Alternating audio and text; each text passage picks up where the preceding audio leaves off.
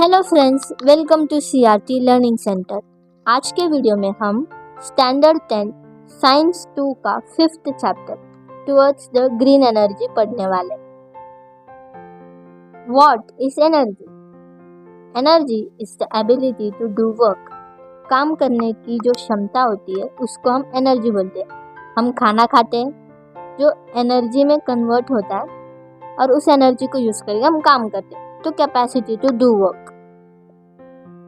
Energy के types में आता है mechanical energy, chemical energy, sound energy, light energy और हीट एनर्जी। इस पूरे चैप्टर में हम डिफरेंट टाइप्स ऑफ एनर्जी को कन्वर्ट करेंगे इलेक्ट्रिकल एनर्जी में यूजिंग अ जनरेटर।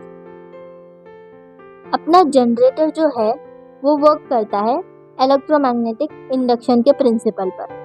अब इलेक्ट्रोमैग्नेटिक इंडक्शन क्या बोलता है, चलो देखते हैं। मेरा एक रॉड है जिसके अराउंड मैं कंडक्टिंग मटेरियल को कॉइल कर दी और उसके दोनों एंड्स को मैंने गैल्वेनोमीटर से कनेक्ट कर दी। अभी मैंने एक मैग्नेट लाकर उस कॉइल के अराउंड मूव कराई, तो जो मेरा कॉइल है उसके अंदर करंट प्रोड्यूस होगा। इस करंट को हम बोलते हैं इंड्यूस करंट। इंड्यूस मतलब हमने खुद से प्रोड्यूस करा है वो करंट को, तो इंड्यूस करंट बोलते हैं। जब तक मेरा मैग्नेट मूव करता रहेगा तब तक करंट प्रोड्यूस होता है। इसी प्रिंसिपल को बोलते हैं इलेक्ट्रोमैग्नेटिक इंडक्शन। जैसे मेरा मैग्नेट रुक जाएगा तो जो करंट प्रोड्यूस हो रहा था वो भी रुक जाएगा। इसको इन्वेंट किए थे माइकल फैराडे ने। अब हम देखते हैं जनरेटर कितने टाइप्स के होते हैं। अपना जनरेटर बेसिकली 2 टाइप्स ऑफ होता है, कंडक्टर जिसमें मूव करता है और एक है जिसमें मैग्नेट मूव करता है। अभी हम जब भी अपना मैग्नेट को मूव कर रहे थे, हम क्या कर रहे थे, हम कंडक्टर के अराउंड के मैग्नेटिक फील्ड को चेंज कर रहे थे। अभी मैं कंडक्टर को मूव करूं या मैग्नेट को मूव करूं, क्या फ़र्क पड़ता है? इलेक्ट्रिक फील्ड तो चेंज हो, मैग्नेटिक फील्ड तो चेंज हो रहा ही है ना। अभी देखते हैं अपना जनरेटर वर्क कैसा करता है।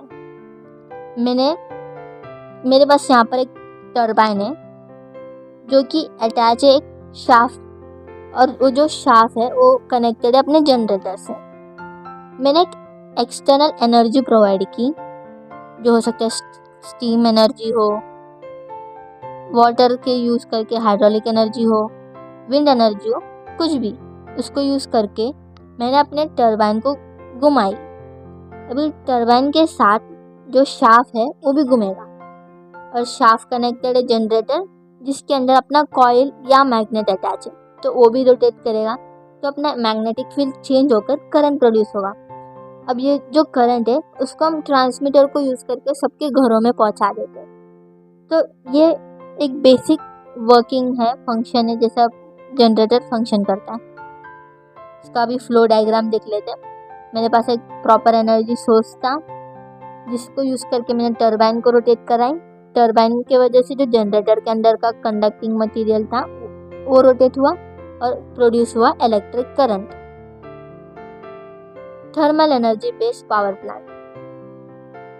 अभी इस पावर प्लांट को थर्मल एनर्जी बेस्ड इसके लिए बोलते हैं क्योंकि इसमें टरबाइन को रोटेट करने के लिए थर्मल एनर्जी यूज होता है। ये मेरा बॉयलर है जिसके अंदर मैंने फ्यूल भरी। फ्यूल मतलब यहाँ पर कोल है, कोयला, और उसको मैंने बर्न की। तो जब बर्न करूँगी, ये जो स्प्रिंग जैसा दिख रहा है उसके अंदर मेरा वाटर है जो गर्म होकर स्टीम में बदल जाएगा और ये स्टीम जाकर टरबाइन को रोटेट कराएगा। टरबाइन रोटेट करेगा, उसके साथ शाफ्ट रोटेट करेगा, जनरेटर के अंदर का कंडक्टिंग मटेरियल रोटेट करेगा और इलेक्ट्रिसिटी प्रोड्यूस होगा। अब ये एक साइकिल था। अब जो वाटर था ये इसके अंदर जो टरबाइन स्टीम बन के टरबाइन को रोटेट किया था वो चले जाएगा मेरे कंडेंसर में, और कंडेंसर कनेक्टेड है कूलिंग टावर से। मेरा कूलिंग टावर से जो ठंडा पानी आए वो आएगा मेरे कंडेंसर में और वापस जाएगा कूलिंग टावर में। ये एक साइकिल रहेगा। कूलिंग टावर से ठंडा पानी आया, जो कंडेंसर में स्टीम था उसका हीट को अब्जॉर्ब करके वापस कूलिंग टावर में जाके ठंडा होगा। ये मेरा दूसरा साइकिल है। अब जो मेरा स्टीम ठंडा हो गया वो कंडेंस होके पानी में बदल जाएगा। और ये पानी वापस बॉयलर में जाके गर्म होगा, स्टीम बनेगा, टरबाइन को रोटेट करेगा, एनर्जी प्रोड्यूस होगा। तो ये मेरा तीसरा साइकिल है। अब जो कोल को बंद करने में स्मोक स्टे वो मेरे स्टैक से बाहर निकल जाएगा।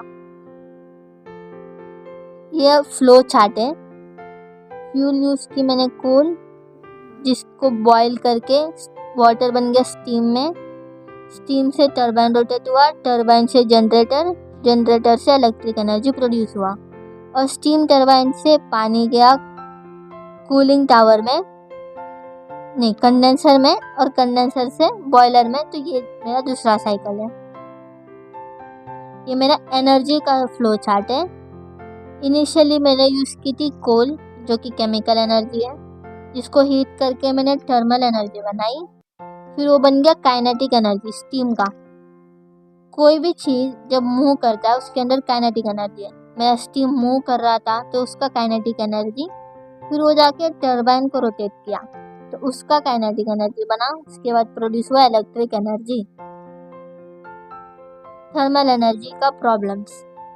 अभी हमारा फ़ायदा तो हो रहा था, इलेक्ट्रिसिटी प्रोड्यूस हो रहा था, इसके नुकसान भी है बहुत सारे।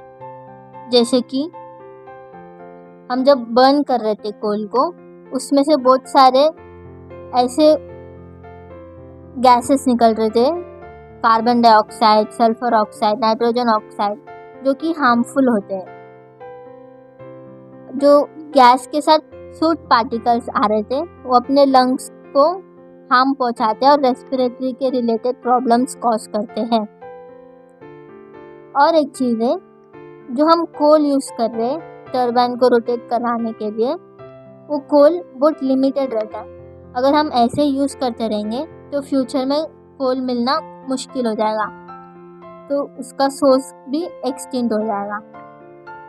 आज के लिए बस इतना ही। नेक्स्ट वीडियो में हम दूसरे पावर प्लांट्स के बारे में पढ़ेंगे। Thanks for watching. Tata, bye bye.